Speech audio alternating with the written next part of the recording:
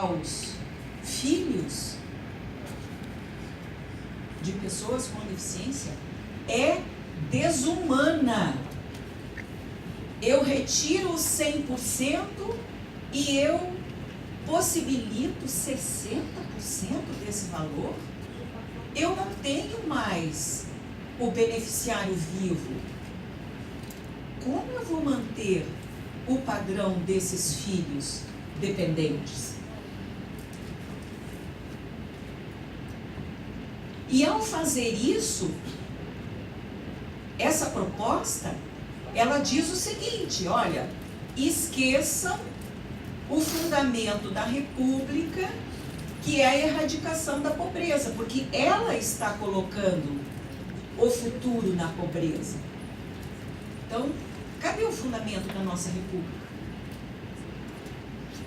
Percebem que tudo a gente tem que caminhar com a conquista do direito, os nossos pressupostos, os nossos comandos constitucionais, e o que está sendo posto? O que está sendo posto é desumano para a pessoa com deficiência. Aumenta em tempo de vida. Esquece que a pessoa com deficiência tem agravos durante a sua vida. Eu sou diferente de uma pessoa que utiliza cadeira de rodas. Básico. Básico. Eu não preciso botar força nos braços. Portanto, eu não vou ter esse agravamento lá no meu momento da velhice. Mas a pessoa com deficiência em cadeira de rodas terá. E por aí vai. Qualquer natureza de deficiência que você pensar. O agravo, ele é condição da pessoa com deficiência. É condição da sua própria condição. E como atingir a velhice com saúde, se eu não prevejo uma igualação em tempo de idade, de vida, e um tempo de contribuição, principalmente porque, via de regra, a pessoa com deficiência chega mais tarde ao mundo do trabalho. Todos nós sabemos disso. Não precisa de uma grande pesquisa para fazer. O IBGE já está dizendo isso para a gente, há muito tempo. Há muito tempo sabemos disso. E isso precisa ser considerado para quem chega mais tarde a esse mundo do trabalho, mercado formal, a maioria no mercado informal. Como que eu vou exigir que ela se mantenha mais tempo nesse mundo do trabalho? É inconsistente a proposta nesse sentido, do ponto de vista de humanidade. A proposta é cruel. Ela não percebe a conquista desse direito humano fundamental, a dignidade na velhice. Porque certamente nós teremos velhos, idosos com deficiência mais pobres no futuro, com mais dificuldades de gozar a vida com independência, com autonomia, com dignidade. A independência, a autonomia, a dignidade, o direito de fazer as próprias escolhas está na nossa Convenção sobre os Direitos da Pessoa com Deficiência. Ela é o nosso norte. E é com ela que a gente tem que exigir tratamento desigual no sistema previdenciário para a pessoa com deficiência. Eu não vou nem falar da questão assistencial, do benefício da prestação continuada, porque eu espero que a luz caia sobre os deputados e depois aos senadores e percebam que uma coisa não tem nada a ver com a outra. Assistência social é uma coisa, previdência social é outra coisa. Os dois, mais a saúde, estão no guarda-chuva constitucional da Seguridade Social. Mas o público de um não é o mesmo público do outro. Portanto, não tem nada que se falar em assistência social aqui. Nada, absolutamente nada. Se tivesse que falar alguma coisa, era tratar de programas concretos dentro da assistência social, para que um dia essa pessoa que está aqui na assistência social passe a ser contributiva do sistema da Previdência Social. Sim. Que é a verdadeira autonomia e independência. Né? Então, só assim que a gente consegue conversar com as duas coisas. No mais, a gente trata da previdência social. A assistência social é para um público definido, específico, e que a gente quer que um dia, por meio do auxílio e inclusão, que precisa ser urgentemente regulamentado, essa pessoa possa vir para esse mundo contributivo. É isso que a gente quer. Então, é essa a nossa conversa com o nosso parlamentar. Porque agora tudo está lá. E a gente precisa passar a semana inteira marcando reunião com o parlamentar e esclarecendo, mostrando na pele, no corpo, na vivência, na experiência, o que é ser uma pessoa com deficiência. Não podemos admitir de outra forma. Então, senhores conselheiros, a experiência que a vida lhes deu, o conhecimento que os senhores têm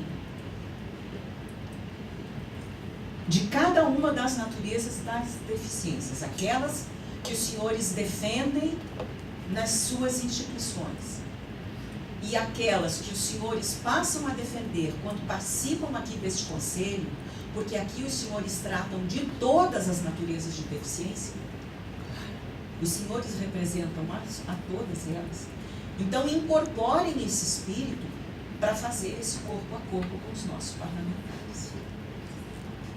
Nós precisamos mostrar quem é a pessoa com deficiência, quais são os direitos que ela conquistou e por que essa reforma é desumana e cruel com a pessoa com deficiência e com os pais que têm pessoas com deficiência como beneficiários. Os pais, mães segurados que têm pessoas com deficiência como beneficiários. Esse é o nosso papel. Eu não preciso conhecer exatamente onde está a pegadinha hoje da Previdência, da nova proposta. O senhor não precisa conhecer, a senhora não precisa conhecer. Mas o seu conhecimento da vivência de ser uma pessoa com deficiência ou de ter convivido com essa pessoa com deficiência já é o lastro necessário para demonstrar ao parlamentar que a proposta é desumana e é cruel. Ela é desumana e é cruel. Bom, então essa união do movimento agregada a nossa visão, porque nós aqui somos internacionais também, nós temos a visão da Convenção sobre os Direitos da Pessoa com Deficiência, e ela diz pra gente que a gente tem que progressivamente alcançar o direito, não ter o retrocesso. Basta dizê-la. Tem outras normas, né?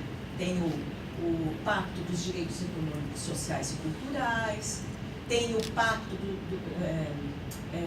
Econômico, Social e Cultural aqui, regional, da Organização dos Estados Americanos. Temos duas normas importantes internacionais, mas a mais importante para nós é a Convenção. E a Convenção diz que não pode retroceder. Então, o princípio do não retrocesso para a pessoa com deficiência tem status constitucional, está na Convenção. Portanto, essa proposta aqui é inconstitucional.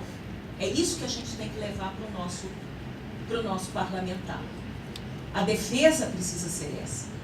A particularidade, tenho certeza que o próprio movimento vai se encarregar de esclarecer. Olha, não pode tal questão para a pensão porque fere tais e tais direitos. Não pode o benefício da prestação continuada ter essa proposta esdrúxula, anacrônica, cruel que é, porque não tem nada a ver com a Previdência Social, né? Bom, o argumento principal, me parece, são esses, para podermos começar a discussão sobre o conteúdo da proposta. Mas eu queria agregar essa questão da igualdade entre homens e mulheres, porque eu peço licença aos homens e dizer que o movimento de pessoas com deficiência é constituído, em sua maioria, por mulheres. Com certeza. E é mesmo. Então, nós, mulheres, vamos ter que defender essa desigualação. Esse número de tempo, de idade, contribuição passa a ser a mesma, também é absolutamente esdrúxula, porque a gente já concordou aqui que a gente trabalha mais tempo, né? Portanto, nós vamos ter mais agravos.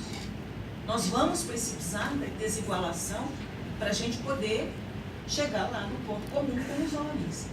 Então, eu conclamo a igualdade de gênero agora para podermos levar nós, mulheres, junto com os homens, porque essa questão da igualdade de gênero a gente não faz sozinho, entre nós, mulheres, né?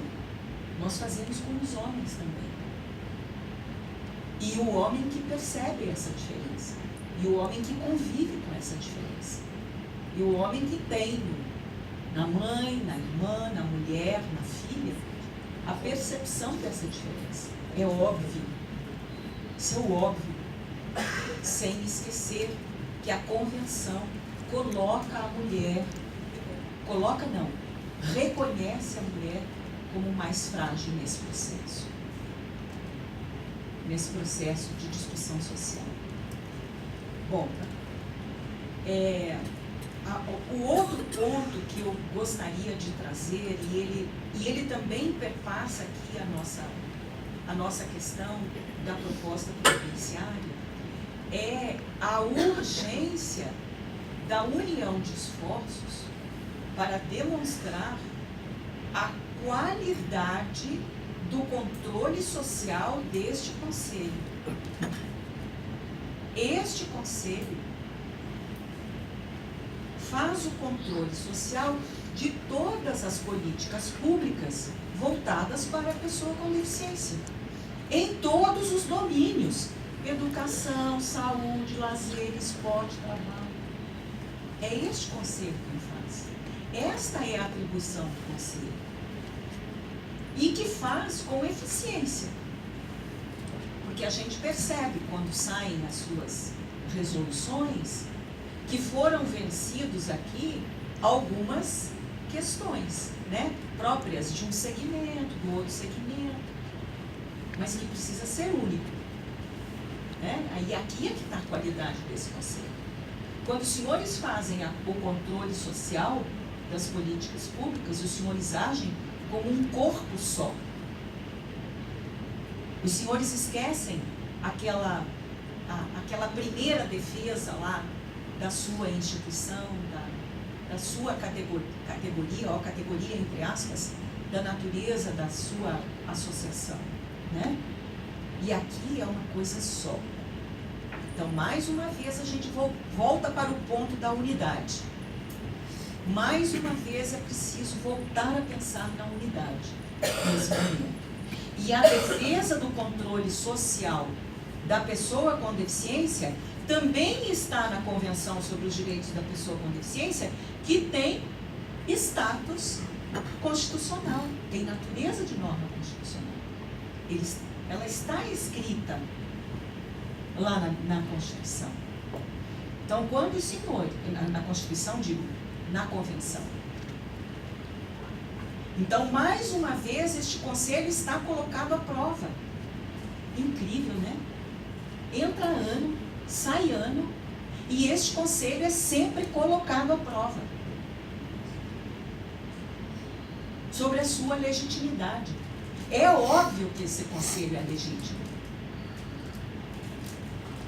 É óbvio. Então, será que não é o caso de a gente imediatamente pensar numa proposição de projeto de lei, de criação deste conselho por lei? Sabe aquilo que deixamos de investir na Lei Brasileira de Inclusão por uma questão política no momento, né? Será que não é a hora de sentarmos aqui com o Ministério, a Secretaria, e de dizer, olha, está na hora da gente ficar nessa insegurança. Há décadas que esse conselho tem essa insegurança. Mas isso não torna esse conselho menos legítimo que o Conselho Nacional da Saúde, que o Conselho Nacional da Assistência Social. Ele não é menos legítimo. Não é. Porque os senhores aqui cuidam tanto da política direta quanto da política proposta pelos demais conselhos. Então, quer legitimidade maior, quer representatividade maior que tem esse conselho, todas as áreas da deficiência,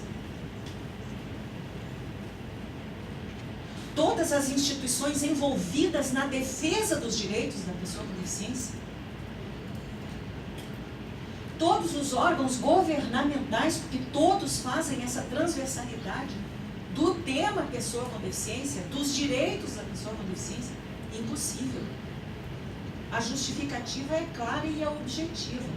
E isso lhes dá o direito também de ter pauta qualificada para discutir a proposta da Previdência e dizer o quanto ela é desumana para a pessoa com deficiência que trabalha e para os beneficiados dos segurados com deficiência.